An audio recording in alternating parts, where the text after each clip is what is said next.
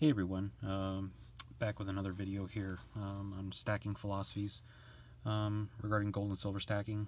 And today is actually a video on not a majority, but probably the most significant portion of my silver stack, and that is government bullion.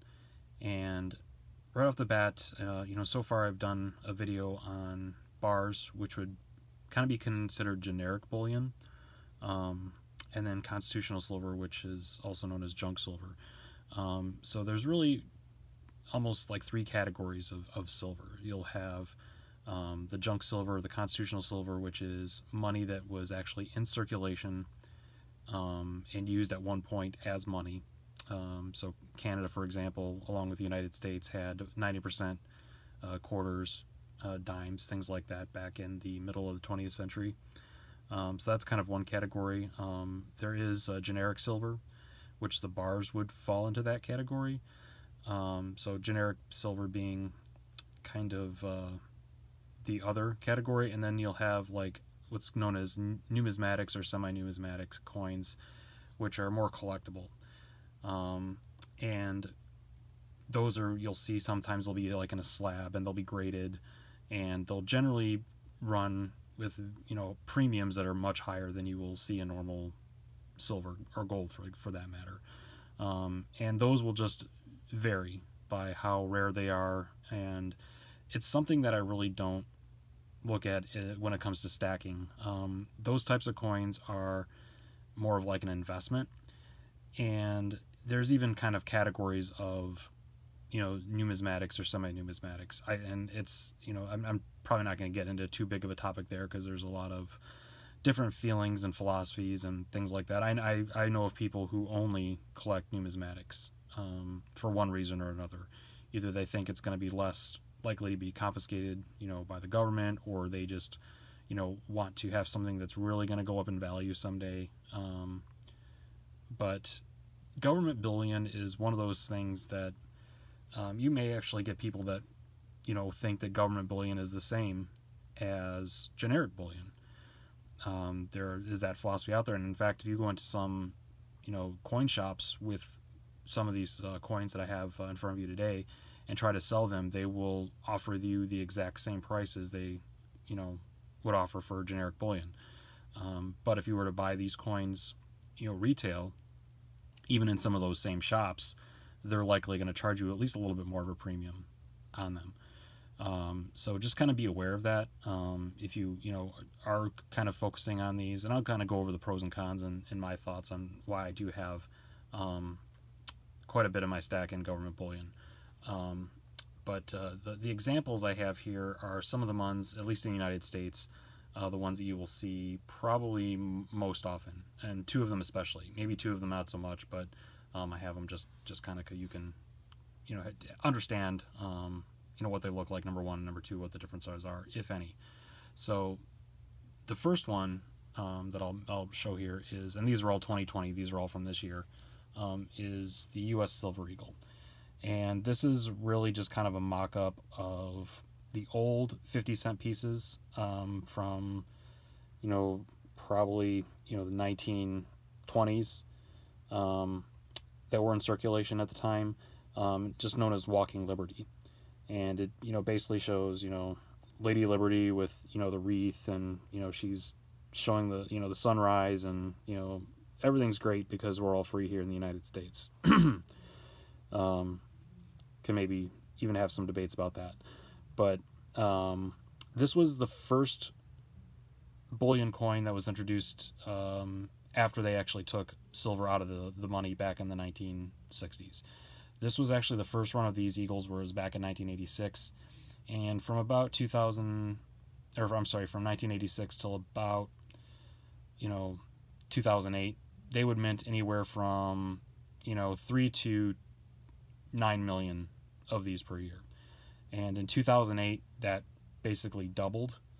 If you remember back to the Great Financial Crisis, people started to be investing more in silver and gold, and so the U.S. Mint sold a lot more Eagles. And then from that period on, they're basically been minting these in the 10s and 20s and 30, even 30 or 40 million per year. But it's, you know, one of the more popular stacking coins out there. And right off the bat, I just really want to make sure that clear that this is a coin. So if I had a generic round of silver, that would be a round.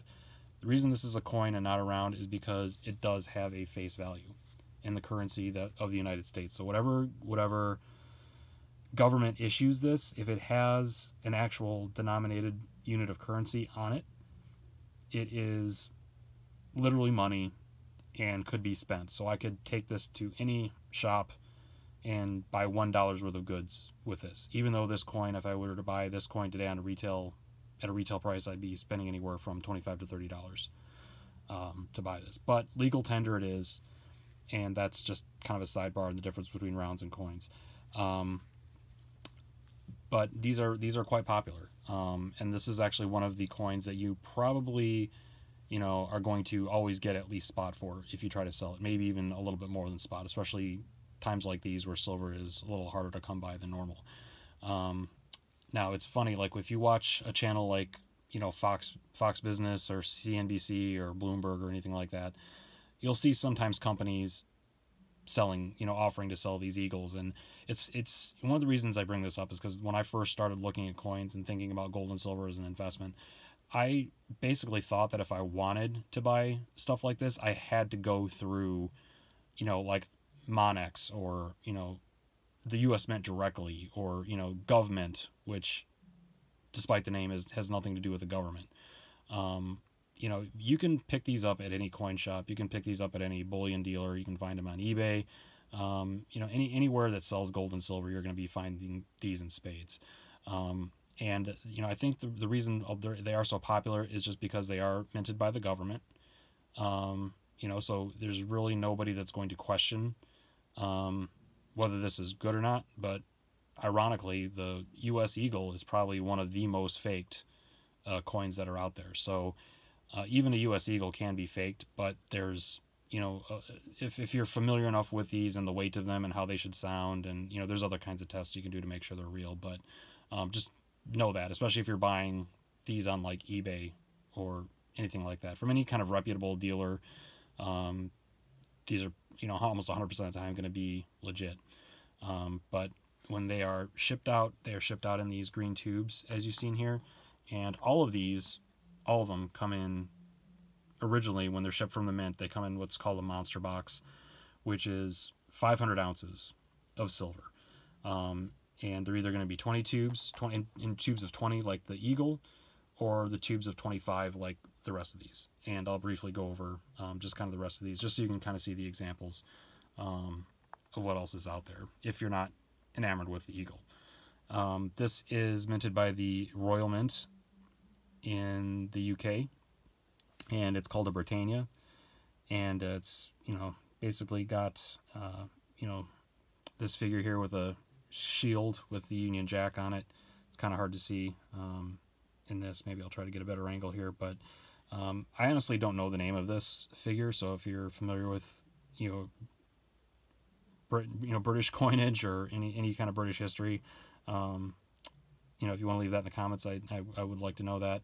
But this is what you're going to see on the Britannia. On the reverse, the obverse, which is the front, is what you're going to see on anything that's from the UK. It's going to be Queen Elizabeth until she's no longer the Queen, and then it'll be either Charles or whoever the successor is after that. So, but that's typically what you're going to see. It's anything that used to belong to England. This is probably the second most popular coin you'll see, at least in the United States, and this is the Canadian maple. Just kind of is what it is, a maple leaf, pretty much the symbol of Canada. Again, on the front, you got Queen Elizabeth, a little different version of Queen Elizabeth nonetheless. These actually used to be infamous for what's called milk spotting, which is just kind of like white marks that will, develop over time on the coin. This one actually has a face value of $5 Canadian, and I should have mentioned on the Britannia has a face value of £2, 2 British pounds sterling. But getting back to the maple, the milk spotting issue has been resolved. So in 2018 and after, they started treating these coins with a different or some other type of product in the minting process that keeps these from milk spotting. So if you do happen to pick these up and they're pre-2018, you may see some of that. If it bothers you, you know, I guess you can just kind of have to deal with it. But if you are really super worried about it, just go to the ones that are after 2018. And then lastly, the kangaroo from the Perth Mint in Australia also has a value of $5, I believe. I could be wrong about that. Let me see if I can find it here. Nope, it's actually just $1. So it's just like the eagle. So this is $1 Australian, and just a kangaroo, you know, just kind of hopping along or whatever he's doing. And again, just another version. Whoops, another version of the Queen. So, they're not too exciting, and that's kind of my biggest reason why I don't have more of these than I do. They're all the same. You know, if your goal is just to have something that people are going to recognize, people are going to, you know, believe to be authentic, this may be the best way for you to go. Understand you are probably going to pay a little bit more in a premium than you would for generic silver, but you know, that might be worth it to you, just to know that just the peace of mind that people are going to be willing to accept these if you ever need to sell them or use them as, you know, barterability. You know, these are also something that, you know, if these governments go away for whatever reason, at that point they could be a little more collectible and fall into that numismatic or semi-numismatic function. But just I guess the biggest thing that I would like people to understand is there is, you know, really nothing different from these coins and generic silver bullion as far as what's in the material. It's all 0.99 or higher silver, fine silver. It's just these were minted by a government, and they've got stamps on them that show that they are worth a face value amount of money, and really not a whole lot of money. All of these are going to run like between $25 and $30 at spot silver being $17.74 today here in mid-June 2020. You know, but that's going to change as silver goes up. You know, what you're going to be able to get for these coins is going to go up. But anytime you go and you spend it, you know, for a maple leaf, if I took this maple leaf to Tim Hortons in, you know, Winnipeg or Edmonton or Toronto or whatever, I, you know, might be able to get a donut, you know, with this one coin, even though it, you know, its true value is worth much more than that. So just kind of, you know, the reasons are, you know, are understandable if you only wanted to go this way, but just to make this the only thing that you're stacking, I think you may be, you know, paying a little bit more than you have to. Again, I think it's a good idea. I definitely have quite a bit of these government coins. And then there's also another wave of government coins that maybe fall into a little more of the semi-numismatic aspect, even though they are the same as government bullion, and I will be getting into those coins in the next video. So as always, if you guys have any questions, or you think I've left anything out, or anything that needs to be readdressed, go ahead and leave me a comment. I'll get back to you as soon as I can. And as far as that goes, I hope everybody is having as good a time as they have with the current set of circumstances, and everybody's staying safe out there. So until next time, we'll pot a peek. Peace out.